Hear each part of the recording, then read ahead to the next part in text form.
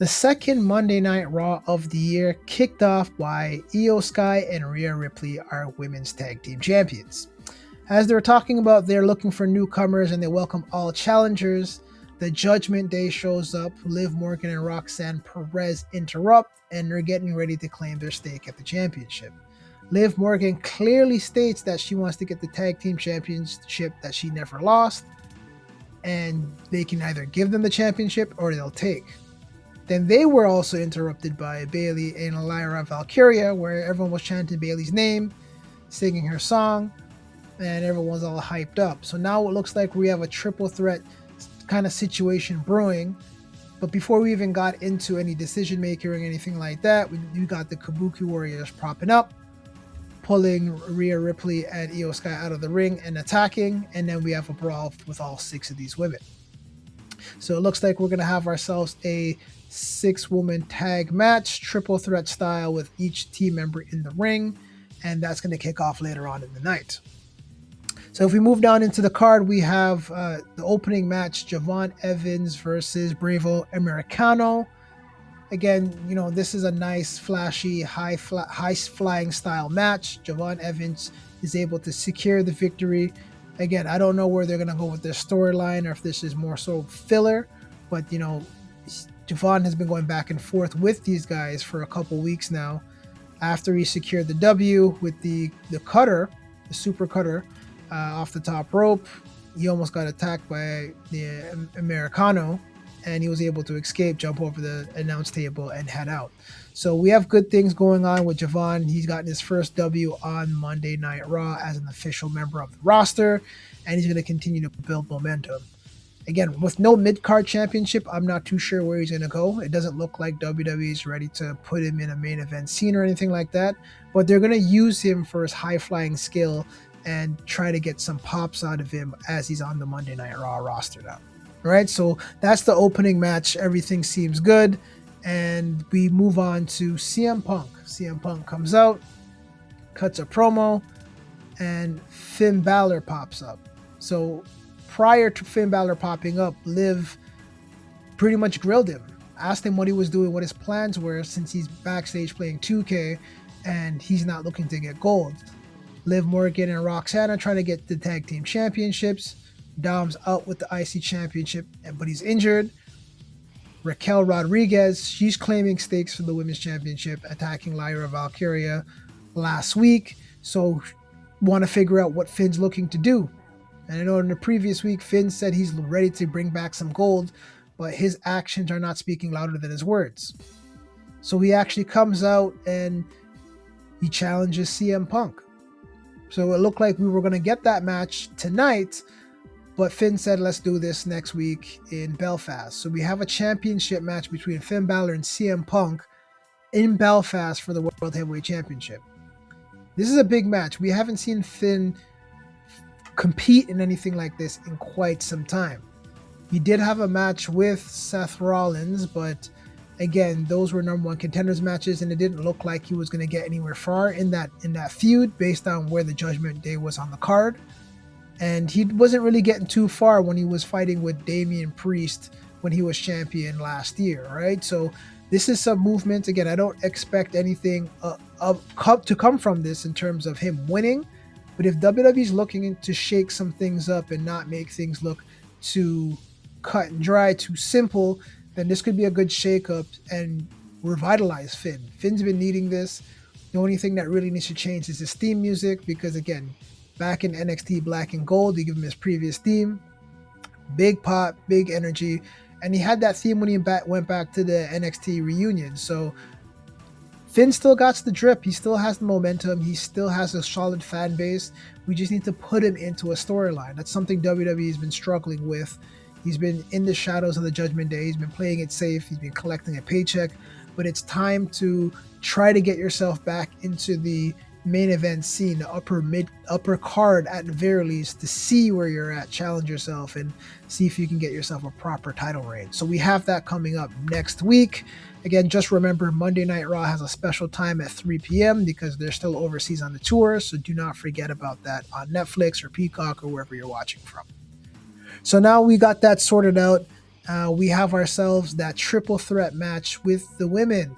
The women have that match locked down. It was a pretty good match, uh, fighting for the number one contendership for the Raw side of the championship. So ultimately, the Kabuki Warriors took the L.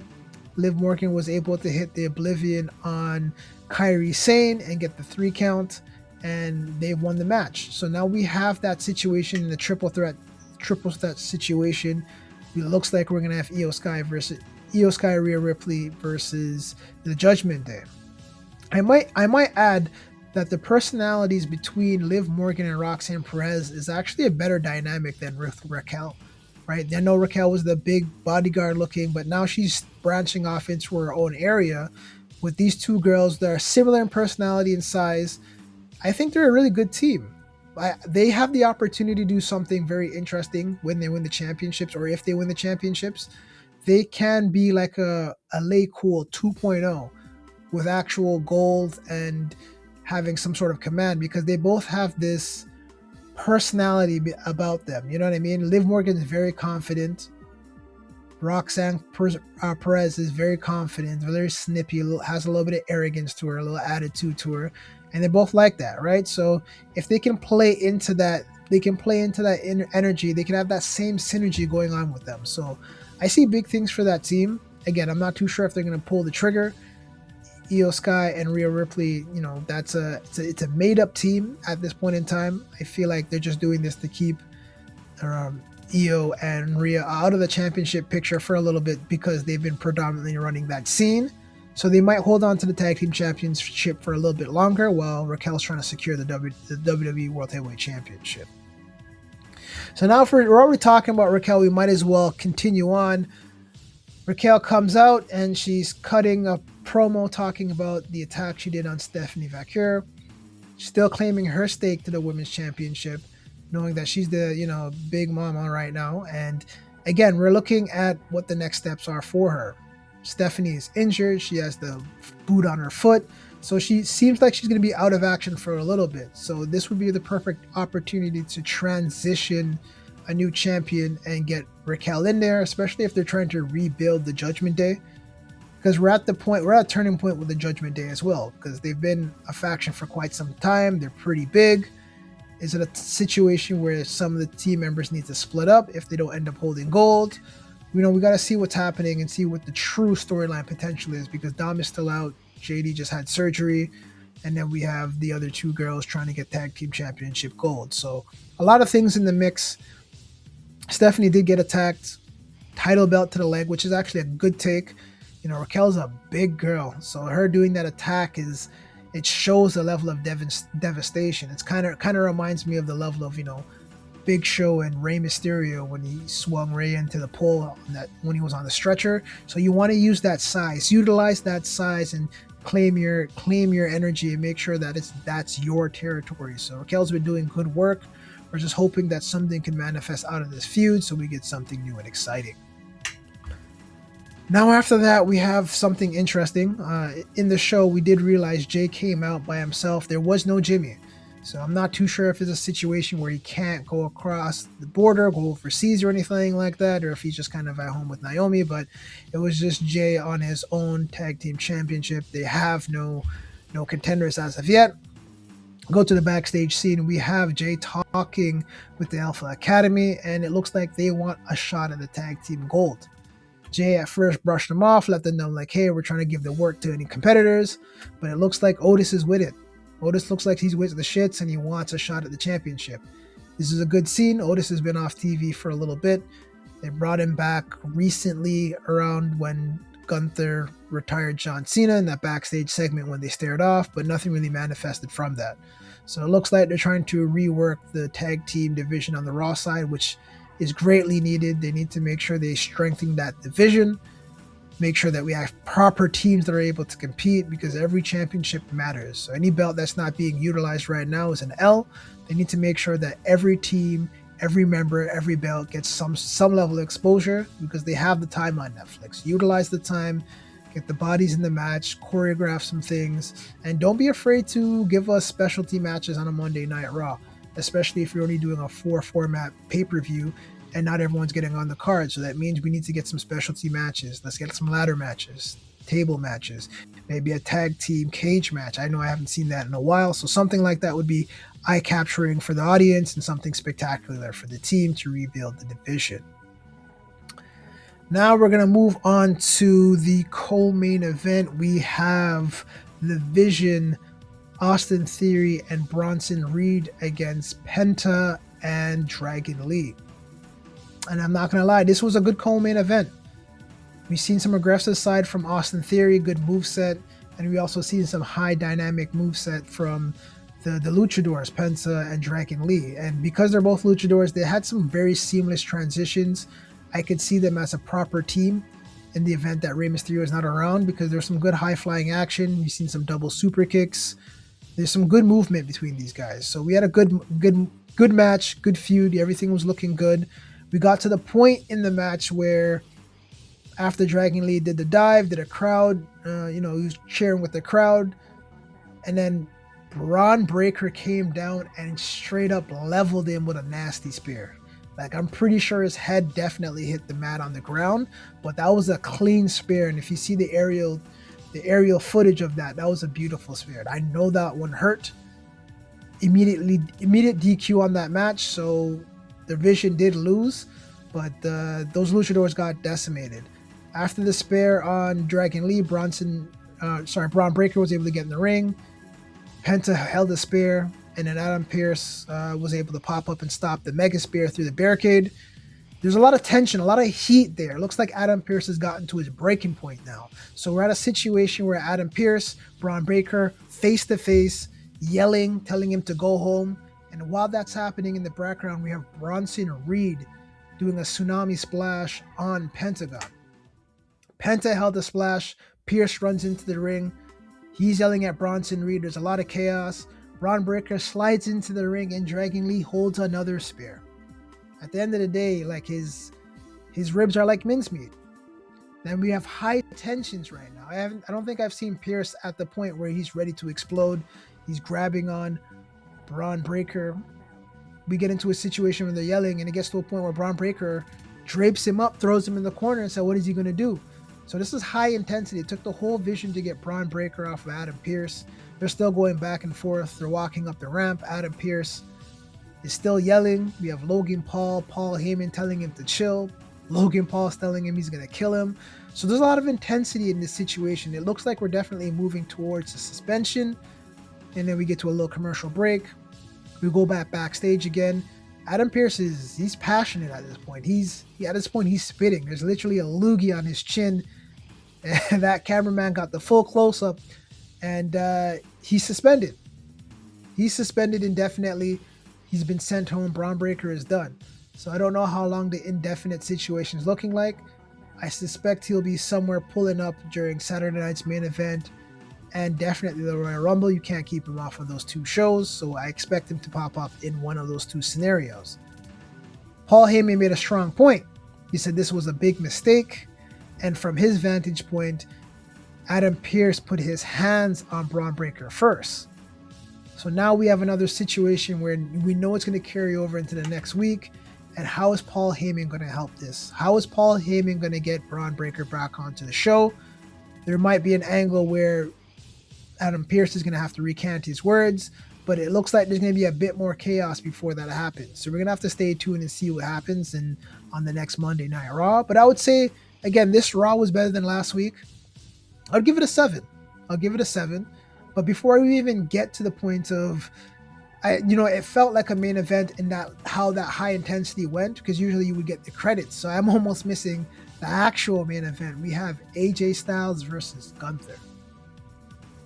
This was a good match. It's good to see AJ Styles back in the main event position. It's good to see a first ever match, a match we have never seen before, Gunther versus AJ Styles. So now the match starts off. AJ Styles is getting those leg kicks in. He's working on the leg. We already know what he's working on. He's working on getting the calf crusher, and he has an advantage. Gunther has to roll out the ring, working out the leg, make sure he's good. They get back in, and they continue on. Gets to a point where AJ Styles does a dive to the outside. Continue the match, break the counts. Gunther hits him with a backdrop on the apron, and the match continues. So in this match, we see several calf crushers. AJ Styles working that leg. He's trying to get that submission. He's trying to get that tap. He's working Gunther over at this point. So we're seeing some good momentum, good back and forth. And Gunther gets out. Gunther is able to hit a clothesline. He's able to hit a powerbomb. AJ kicks out. So the match continues, hits another calf crusher, and he has Gunther in this situation, getting very close to the ropes. AJ rolls him over, puts him in another calf crusher, and this conniving Gunther, smart man, the ring general for a reason, and he pulled off a major fake out play. He was able to reach his left arm around, and he does tap. He submits willingly or strategically on AJ Styles' leg on the opposite side, so the ref doesn't see it, and that causes AJ Styles to let go of the calf crusher. He thinks he won. He's raising his hand. He's saying he won. He tapped out. Referee saying he didn't see it. And then while the referee's eyes is turned, Gunther hits him with a low blow, slides a powerbomb, 1, 2, 3, and he ends up leaving the ring laughing, knowing that he outsmarted AJ Styles in this match. This was a good preliminary match. I can see a get back coming in, but we got to see where this feud goes. That was a very smart and a great way for WWE to play into the fact that he tapped out. So again, I know the crowd's still gonna chant you tapped out, but he still got the W, which kind of nullifies that. So we're gonna see what kind of heel work they're going to do. I definitely see that they're probably going to work towards a trilogy, because we all know AJ Styles is going to be retiring this year. We just don't know when. So this could be a situation where he might try to end at WrestleMania. It could be SummerSlam, where he can do the full year. We'd have to go back and take a look at the contract and see what he's saying and how he's feeling, but we know AJ Styles is done for the year. But I see more things coming from out of this series. There's going to be another match, because AJ Styles has a claim. He has made Gunther tap out. May it be unofficially, but he definitely made that happen. We've seen it on the replay, and again, it was a cunning move. It was a smart move. It was a great way to mix up how the main event goes, opposed to a clean win or just a simple DQ loss. There was some level of controversy, because we can go back. I can already see it for the next week. We could see AJ Styles probably coming out, pulling this up on the Titantron, saying, Gunther, you tapped out. You know I made you tap out, you quit, and I can do it again. So they're definitely going to run this back. So I can see a trilogy for these guys in the future for sure. Hopefully they're not in a rush to do something with Gunther in the championship phases, because again, he was just champion not too long ago.